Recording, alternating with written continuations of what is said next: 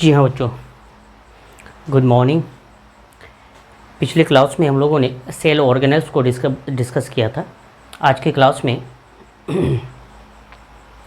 Cellular structure या फिर component कह सकते हैं, लार्जेस्ट सेल्यूलर स्ट्रक्चर जिसमें हमारा न्यूक्लियस आता है, जिसको हम लोग कैरियोटा बोलते हैं।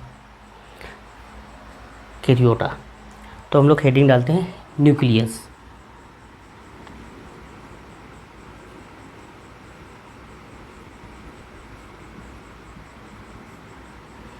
अनदर फॉर्म्स में कैरियोटा बोलते हैं। कैरियोटा कैरियोन से आया है।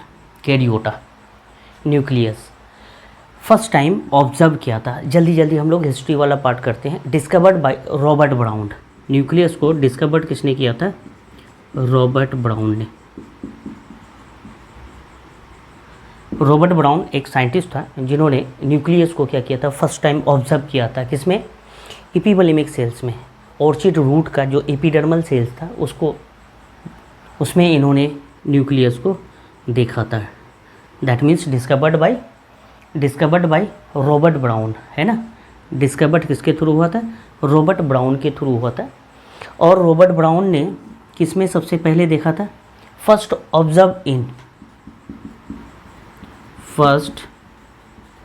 observed in epibulimic cells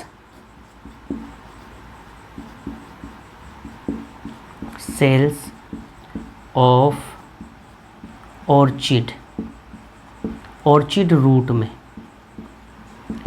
root में इन्होंने सबसे पहले न्यूक्लियस को, रॉबर्ट ब्राउन ने क्या किया? न्यूक्लियस को डिस्कवर्ड किया, दैट मीन्स ऑब्जर्व किया।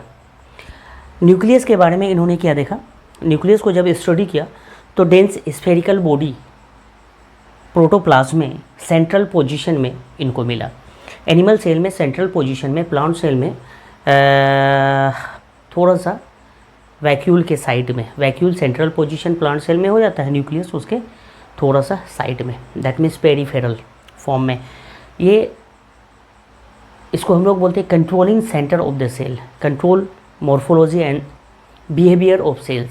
लार्जेस्ट सेल्यूलर स्ट्रक्चर की अगर बात करें सेल्यूलर स्ट्रक्चर में न्यूक्लियस, और अगर सेल ऑर्गेनेल्स की बात करेंगे तो प्लांट सेल होगा तो क्लोरोप्लास्ट, एनिमल सेल होगा तो mitochondria. That means epiblemic cells of orchid root. Dense spherical कैसी बॉडी है? डेंस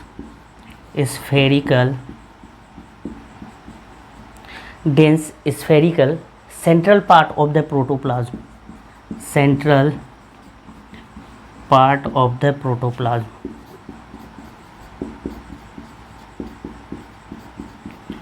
प्रोटोप्लाज्म का सेंट्रल पार्ट, ये सेल को बनाया। इस तरह से न्यूक्लियस होती है ना। इसमें जेनेटिक मटेरियल्स होता है, लिक्विड सब्सटेंस होता है जिसको हम लोग क्या बोलते हैं? न्यूक्लियोप्लाज्म।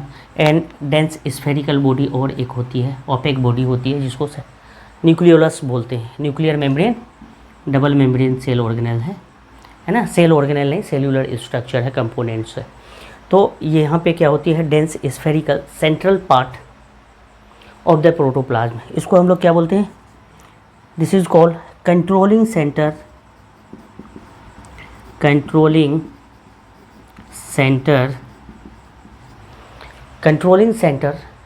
ऑफ द सेल बोलते हैं। क्यों कंट्रोलिंग सेंटर? ये जो जेनेटिक मटेरियल्स है जिसको हम लोग क्रोमेटिन फाइबर्स बोलते हैं, क्रोमेटिन फाइबर्स, इसमें क्या होता है? डीएनए आरएनए पाया जाता है। डीएनए आरएनए मिल के क्या बनाता है? क्रोमोसोम। और क्रोमोसोम जब डिकंडेंस हो जाता है तो क्रोमेटिन फाइबर्स फॉर्म में नज़र नहीं आता है।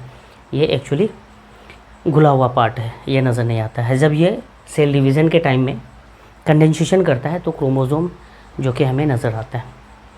क्या बोलते हैं? Controlling centre of the cell. क्यों controlling centre of the cell बोलते हैं? क्योंकि ये कंट्रोल करता है सेल के मॉर्फोलॉजी को प्लस सेल के बिहेवियर को। सेल के मॉर्फोलॉजी को और सेल के बिहेवियर को ये कंट्रोल करता है। इस वजह से न्यूक्लियस को क्या बोलते हैं, controlling centre of the cell बोलते हैं। कैसी बॉडी है, dense spherical central part of the protoplasm. कहाँ पे फर्स्ट टाइम रॉबर्ट ब्राउन ने डिस्कवर किया, ऑर्चिड रूट्स में, epiblemic cells of orchid roots. Okay, controlling centre that means यहाँ पे डीएनए आरएनए है, ये डीएनए आरएनए इस तरह से ट्रांसक्रिप्शन करके एमआरएनए बनाता है और एमआरएनए न्यूक्लियर पोर के थ्रू साइटोप्लाज्म में आके फिर से ये प्रोटीन सिंथेसिस करता है। वो प्रोटीन एंजाइमेटिक नेचर का होता है या फिर सेल के ग्रोथ में ये क्या होता है, पार्टिसिपेट करता है। दैट मीन्स ये पूरे सेल को कंट्रोल करेगा। कौन, न्यूक्लियस। न्यूक्लियस के अंदर जो जेनेटिक मटेरियल डीएनए आरएनए जिसको हम लोग क्रोमोसोम बोलते हैं, उसके बिहाफ पे इसको क्या बोलते हैं, controlling centre of the cell, पूरे सेल को कंट्रोल करेगा। ओके, लार्जेस्ट सेल्यूलर स्ट्रक्चर है, कैसी स्ट्रक्चर है, लार्जेस्ट सेल्यूलर स्ट्रक्चर, या फिर कह सकते हैं कंपोनेंट। ये इस तरह से लार्जेस्ट सेल्यूलर स्ट्रक्चर या फिर कंपोनेंट कह सकते हैं न्यूक्लियस के रिगार्ड। ओके, कॉमनली ये कहाँ पे पाया जाएगा, जितने भी ऑलमोस्ट ऑल यूकैरियोटिक सेल्स में पाया जाएगा। Common in almost all eukaryotic cell.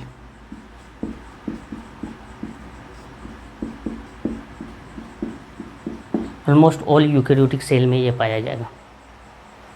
Okay, exception है, एक्सेप्ट मैच्योर आरबीसी,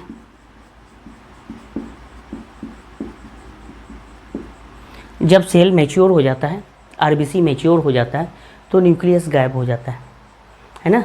ये nucleus common in all eukaryotic cell except mature RBC and दूसरा mature sieve tube sales.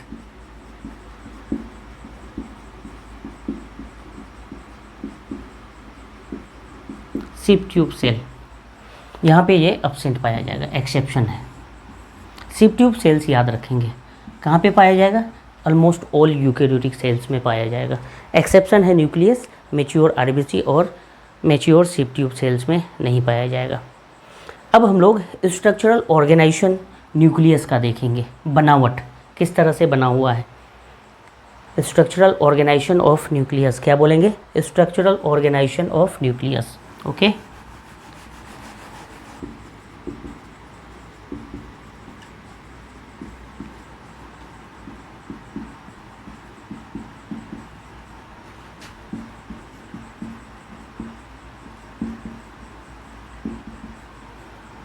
Structural organisation of nucleus किस तरह से structure होता है, तो स्ट्रक्चर को ध्यान से देखेंगे। ये न्यूक्लियस को मैं दिखा रहा हूँ इस तरह से, double membrane bone cell organelle है,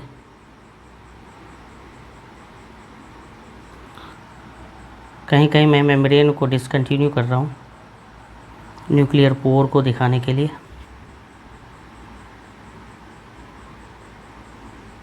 इस तरह से आउटर मेम्ब्रेन, इनर मेम्ब्रेन है, आउटर मेम्ब्रेन है। आउटर मेम्ब्रेन इस तरह से बाहर की तरफ फैल जाएगा, tubular system of the cell बना देगा, जिसको हम लोग क्या बोलते हैं, इंडोप्लाज्मिक रेटिकुलम बोलते हैं। क्या बोलते हैं, इंडोप्लाज्मिक रेटिकुलम बोलते हैं। ये हमारा न्यूक्लियर मेम्ब्रेन है। आउटर मेम्ब्रेन इस तरह से इंडोप्लाज्मिक रेटिकुलम का फॉर्मेशन कर देता है, tubular system of the cell जिसको बोलते हैं इंडोप्लाज्मिक रेटिकुलम को, membrane system of the cell. इस तरह से इंडोप्लाज्मिक रेटिकुलम का फॉर्मेशन करता है। ये इंडोप्लाज्मिक रेटिकुलम का फॉर्मेशन कहाँ से होता है, न्यूक्लियस से होता है। न्यूक्लियर मेम्ब्रेन इस तरह से, न्यूक्लियर मेम्ब्रेन में इस तरह से राइबोसोम अटैच होता है। मैं इसको इस तरह से दिखा रहा हूँ 2D में, सही से ये कैप्चर होता है, बट 2D में ही दिखा रहा हूँ, 3D पॉसिबल नहीं है।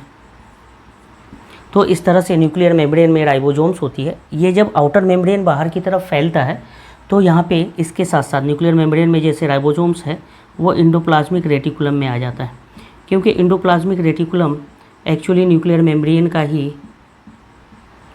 बाहर की तरफ फोल्डिंग है।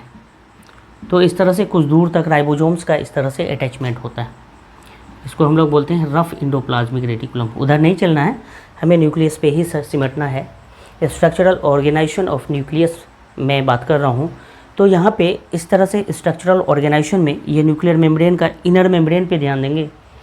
तो एक स्ट्रक्चर होती है जिसको हम लोग बोलते हैं न्यूक्लियर लेमिना।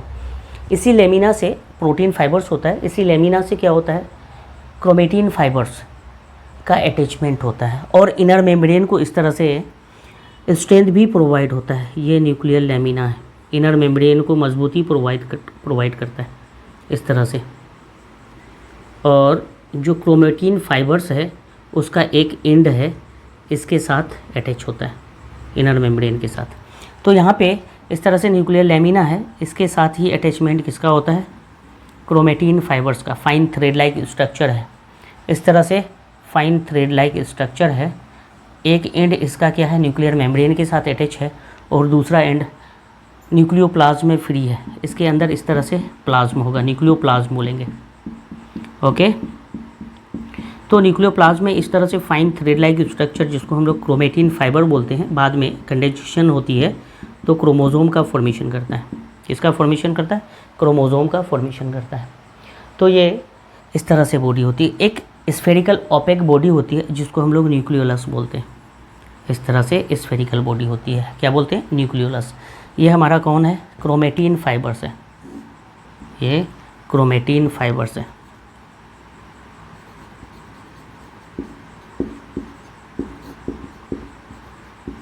ये क्रोमेटिन फाइबर है, ये न्यूक्लियोप्लाज्म है, न्यूक्लियोप्लाज्म अंदर का द्रव, न्यूक्लियस के अंदर का द्रव, लिक्विड सब्सटेंस, न्यूक्लियोप्लाज्म, न्यूक्लियस के अंदर जो लिक्विड सब्सटेंस है। और ये जो स्फेरिकल बॉडी रेड कलर में दिख रहा है ये एक्चुअली क्या है, न्यूक्लियोलस है। क्या है, न्यूक्लियोलस है इस तरह से। अब न्यूक्लियस के बाउंड्री वाल को अगर देखें तो outer membrane, inner membrane. Inner membrane के साथ अटैचमेंट क्या है, न्यूक्लियर लेमिना, प्रोटीन फाइबर्स का बना हुआ है। ये वाला पार्ट, ये न्यूक्लियर लेमिना है, ये वाला पार्ट अंदर न्यूक्लियर मेम्ब्रेन के साथ अटैच है, nuclear lamina. Nuclear lamina inner membrane के साथ, किनारे के साथ क्या अटैचमेंट है, प्रोटीन फाइबर्स। कौन अटैच है, प्रोटीन फाइबर। इस तरह से प्रोटीन फाइबर का अटैचमेंट है जिसको हम लोग न्यूक्लियर लेमिना बोलते हैं। इसके साथ क्रोमेटिन फाइबर्स का अटैचमेंट है वन एंड में, और एक इन क्रोमेटिन फाइबर्स का न्यूक्लियोप्लाज्म में फ्री है ना। लिक्विड सब्सटेंस को हम लोग न्यूक्लियोप्लाज्म बोलते हैं। Nucleolus, chromatin fibres, outer membrane of nucleus and inner membrane of nucleus. Outer membrane of nucleus इस तरह से बाहर की तरफ फैल गया है, ट्यूबुलर सिस्टम बना दिया, जिसको हम लोग क्या बोलते हैं, इंडोप्लाज्मिक रेटिकुलम बोलते हैं। क्या बोलते हैं, इंडोप्लाज्मिक रेटिकुलम बोलते हैं, है ना। आउटर मेम्ब्रेन, ये क्या है, outer membrane, outer membrane OM लिख दिया। ये इनर मेम्ब्रेन IM लिख दिया, है ना। इनर मेम्ब्रेन, आउटर मेम्ब्रेन, इस तरह से दोनों के बीच में स्पेस होती है जिसको हम लोग बोलते हैं perinuclear space. 100 angstrom to 150 angstrom होती है दोनों के बीच का स्पेस, पेरी न्यूक्लियर स्पेस। मैं इधर दिखा दूँ पेरी न्यूक्लियर स्पेस को, ये पेरी न्यूक्लियर स्पेस होती है दो मेम्ब्रेन के बीच का डिस्टेंस, क्या बोलते हैं, perinuclear space.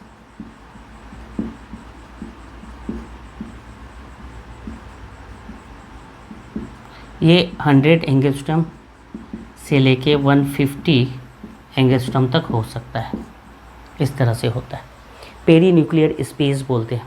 100 to 150 angstrom. Outer membrane इस तरह से बाहर की तरफ फैल के इंडोप्लाज्मिक रेटिकुलम का फॉर्मेशन किया है। दैट मीन्स इंडोप्लाज्मिक रेटिकुलम का रफ वाला पार्ट है ना, जो बगल न्यूक्लियर मेम्ब्रेन के बगल में है, वो क्या होंगे, रफ इंडोप्लाज्मिक रेटिकुलम होगा इस तरह से। और जो और आगे की तरफ बढ़ेंगे ट्यूबुलर सिस्टम, वो स्मूथ इंडोप्लाज्मिक रेटिकुलम होंगे। तो रफ इंडोप्लाज्मिक रेटिकुलम का ओरिजिन कहाँ से हुआ, आउटर मेम्ब्रेन ऑफ न्यूक्लियस। और स्मूथ इंडोप्लाज्मिक रेटिकुलम का ओरिजिन कहाँ से हुआ, रफ इंडोप्लाज्मिक रेटिकुलम से। इस तरह से ये सारी चीज़ें यहाँ पे नज़र आ गया। Structural component, structural organisation of nucleus. अब यहाँ पे कंपोनेंट की अगर बात करें, स्ट्रक्चरल कंपोनेंट है ना, तो कंपोनेंट्स में क्या क्या आ जाएंगे, न्यूक्लियस की बात करेंगे तो कंपोनेंट्स में हमारा क्या क्या कंपोनेंट्स में आ गया, न्यूक्लियर इन्वेलप आ गया, न्यूक्लियोप्लाज्म आ गया, क्रोमेटिन फाइबर्स आ गया, क्रोमेटिन जिसको बोलते हैं, और न्यूक्लियोलस आ गया। पहला स्ट्रक्चर कंपोनेंट एलिमेंट्स में कौन सा हो जाएगा, बाउंड्री वॉल, जिसमें आउटर मेम्ब्रेन और इनर मेम्ब्रेन आता है, न्यूक्लियर इन्वेलप बोलते हैं उसको, क्या बोलते हैं, न्यूक्लियर इन्वेलप। दूसरा जो होगा अंदर में जो लिक्विड सब्सटेंस है, न्यूक्लियोप्लाज्म बोलते हैं, क्या बोलते हैं, न्यूक्लियोप्लाज्म। तीसरा स्ट्रक्चर जो है यहाँ पे वो है क्रोमेटिन फाइबर्स, ये जो फाइन थ्रेड लाइक स्ट्रक्चर है ना, क्रोमेटिन फाइबर्स। थर्ड हमारा क्या है, क्रोमेटिन फाइबर। और फोर्थ कंपोनेंट एलिमेंट्स है हमारा, क्या होगा, न्यूक्लियोलस। कौन होगा, न्यूक्लियोलस, फोर्थ कंपोनेंट एलिमेंट्स। ये फोर्थ कंपोनेंट एलिमेंट्स है हमारा न्यूक्लियस का।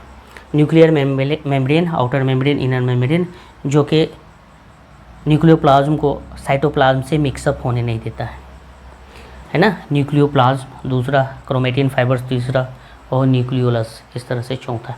वन बाय वन हम लोग nuclear envelope, nucleoplasm and chromatin fibres, nucleolus को डिस्कस करेंगे। तो फर्स्ट हमारा हेडिंग होगा न्यूक्लियर इन्वेलप कंपोनेंट्स में।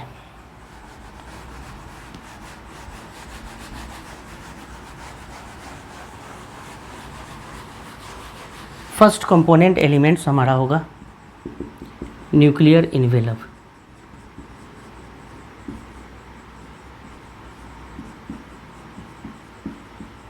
बाउंड्री वॉल, न्यूक्लियस के चारों तरफ का मेम्ब्रेन, बाउंड्री वॉल जिसको बोलते हैं, इसको हम लोग थीका भी बोलते हैं या फिर लेम्मा भी बोलते हैं।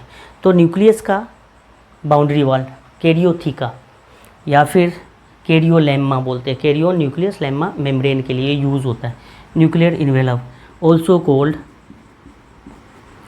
कोल्ड कैरियोथीका या फिर कैरियोलेम्मा, क्या बोलते हैं, karyolemma. Lemma means membranes, theca means membranes होता है न्यूक्लियस का, कैरियोन न्यूक्लियस, इसको न्यूक्लियर इन्वेलप भी बोलते हैं। डिस्कवर्ड जो है हार्टविक, एक साइंटिस्ट था, डिस्कवर्ड बाय हार्टविक, एक साइंटिस्ट था हार्टविक, उन्होंने डिस्कवर्ड किया था न्यूक्लियर इन्वेलप को first time. Unit membrane lipid और प्रोटीन का बना हुआ है, कैसा है, यूनिट मेम्ब्रेन है। न्यूक्लियर इन्वेलप कैसा है, यूनिट मेम्ब्रेन, किसका बना हुआ है, लिपिड और प्रोटीन का, लिपोप्रोटीनेशियस, लिपिड और प्रोटीन का बना हुआ है, लिपोप्रोटीनेशियस। इस तरह से unit membrane composition composed of lipid and protein, that means lipoproteinaceous. Two in numbers होता है, outer membrane and inner membrane, two in numbers होता है। दैट मीन्स आउटर मेम्ब्रेन जो कि राइबोसोम अटैच होता है तो रफ होता है, and continuous with endoplasmic reticulum, ये न्यूक्लियर मेम्ब्रेन इंडोप्लाज्मिक रेटिकुलम तक कंटिन्यू हो जाता है इस तरह से। और न्यूक्लियर मेम्ब्रेन में इस तरह से राइबोसोम अटैच होता है तो वह इंडोप्लाज्मिक रेटिकुलम के कुछ भाग तक जाता है, जिसको हम लोग रफ इंडोप्लाज्मिक रेटिकुलम बोलते हैं। Two in numbers, outer membrane rough and continuous with endoplasmic reticulum. क्या होता है, two in numbers, outer membrane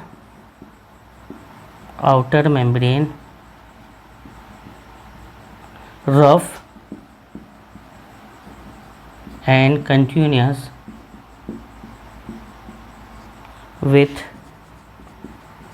rough endoplasmic reticulum, continuous with endoplasmic reticulum simple कर देंगे। ये आगे की तरफ ER को जाता है, इंडोप्लाज्मिक रेटिकुलम का फॉर्मेशन करता है। कौन, आउटर मेम्ब्रेन रफ होता है due to presence of ribosome and continuous with endoplasmic reticulum. Clear है। इनर मेम्ब्रेन क्या होती है, स्मूथ होता है, अंदर का जो मेम्ब्रेन होता है। एक्चुअली हमने इस तरह से इनर मेम्ब्रेन को दिखाया, आउटर मेम्ब्रेन को दिखाया। आउटर मेम्ब्रेन इस तरह से इंडोप्लाज्मिक रेटिकुलम का फॉर्मेशन कर रहा था और इनर मेम्ब्रेन में इस तरह से न्यूक्लियर लैमिना जो मजबूती प्रोवाइड करता था, स्ट्रेंथ प्रोवाइड करता था। तो इनर मेम्ब्रेन क्या है, स्मूथ है, कुछ भी नहीं है उसमें, फाइबर्स उसमें चिपका हुआ है एक तरह से। Inner membrane smooth but lined with network of protein fibrils, जिसको हम लोग न्यूक्लियर लैमिना बोलते हैं। इनर मेम्ब्रेन स्मूथ, कैसा है इनर मेम्ब्रेन,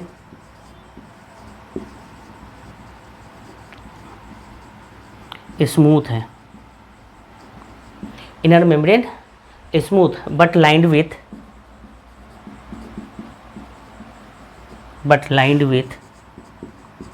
नेटवर्क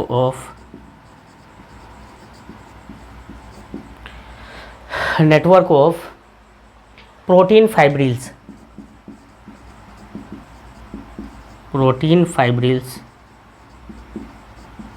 कॉल्ड, जिसको हम लोग न्यूक्लियर लैमिना बोलते हैं। क्या बोलते हैं, न्यूक्लियर लैमिना।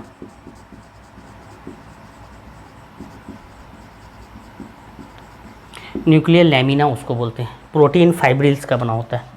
इससे पहले स्ट्रक्चर में हमने मेंशन भी किया है, इनर मेम्ब्रेन इस तरह से न्यूक्लियर लैमिना से क्या होता है, नेटवर्क से घिरा होता है, लाइन होता है। ओके, ये न्यूक्लियर लैमिना जो किनारा वाला पार्ट है इनर मेम्ब्रेन का, ये सपोर्ट प्रोवाइड करता है न्यूक्लियर इन्वेलप को, है ना, अंदर के वाल को क्या करता है, इस तरह से सपोर्ट प्रोवाइड करता है। ये न्यूक्लियर लैमिना जो है इनर मेम्ब्रेन को सपोर्ट प्रोवाइड करता है। क्या लिखेंगे इसमें, न्यूक्लियर लैमिना में provide support and form nuclear envelope. ये न्यूक्लियर लैमिना क्या करता है, प्रोवाइड सपोर्ट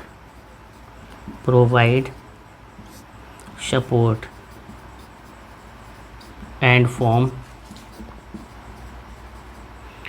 क्या बनाता है, न्यूक्लियर मेम्ब्रेन, न्यूक्लियर इन्वेलप बनाता है।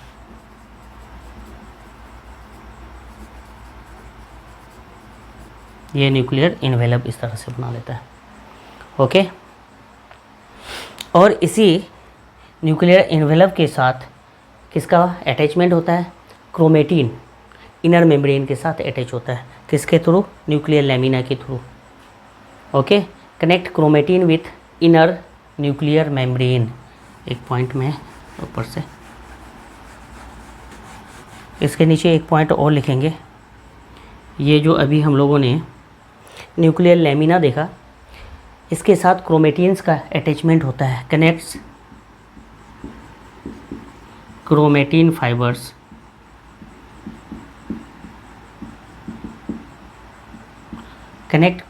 Fibres with inner nuclear membrane,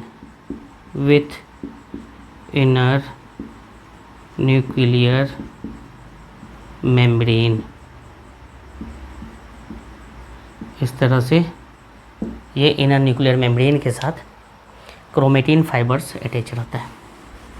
okay,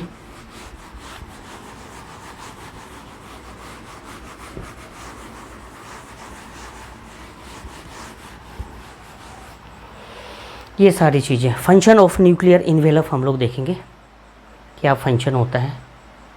heading डालेंगे function of nuclear envelope.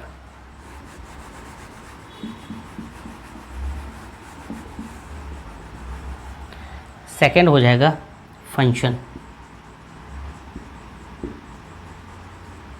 Functions of nuclear envelope. Functions में फर्स्ट फंक्शंस हम लोग देखेंगे। ये जो न्यूक्लियर इन्वेलप होता है, ये साइटोप्लाज्म और न्यूक्लियोप्लाज्म के बीच में एक बैरियर है ना, जिसको हम लोग डिमिलिटिंग पार्ट बोल सकते हैं न्यूक्लियर मेम्ब्रेन को, न्यूक्लियर इन्वेलप को, न्यूक्लियोप्लाज्म और साइटोप्लाज्म को जो डिलिमिट करता है, दोनों को डिफ्रेंशिएट करता है, अलग अलग रखता है। यहाँ पे सेंटेंस हम यूज़ करते हैं, delimiting the nucleoplasm from the cytoplasm, delimiting the nucleoplasm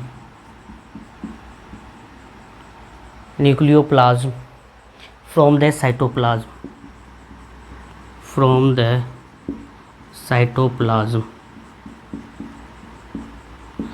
from the cytoplasm. इस तरह से ये क्या करता है, साइटोप्लाज्म को न्यूक्लियोप्लाज्म से अलग करता है, डिलिमिट करता है। ओके, न्यूक्लियस के अंदर, न्यूक्लियोलस में आरएनए और राइबोसोमल सब यूनिट का जो फॉर्मेशन होता है, इसको भी क्या करता है, रेगुलेट करता है। Flow of ribosomal subunit as well as RNAs, इसको भी रेगुलेट करता है न्यूक्लियर मेम्ब्रेन। तो नेक्स्ट पॉइंट लिखेंगे, नेक्स्ट फंक्शन लिखेंगे, regulate the flow of, regulates the flow of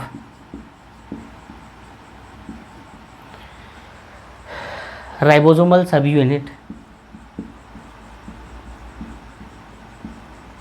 ribosomal subunit as well as RNAs। इन दोनों को क्या करता है, रेगुलेट करता है। कौन, न्यूक्लियर मेम्ब्रेन, न्यूक्लियर इन्वेलप, इस तरह से रेगुलेट करता है। ओके, अब ये जो न्यूक्लियर मेम्ब्रेन है, जैसे आरएनए वगैरह, एमआरएनए वगैरह फॉर्मेशन होता है, उसको इस तरह से क्या करता है, हेल्प करता है एक्सचेंज को, न्यूक्लियोसाइटोप्लाज्मिक एक्सचेंज में हेल्प करता है। जितनी ज़रूरत होती है, जहाँ जहाँ, इस तरह से न्यूक्लियोसाइटोप्लाज्मिक एक्सचेंज करता है। ओके, हेल्पफुल इन, तीसरा फंक्शन देखेंगे, हेल्पफुल इन एक्सचेंज ऑफ न्यूक्लियोसाइटोप्लाज्म है ना, न्यूक्लियोसाइटोप्लाज्मिक मटेरियल्स।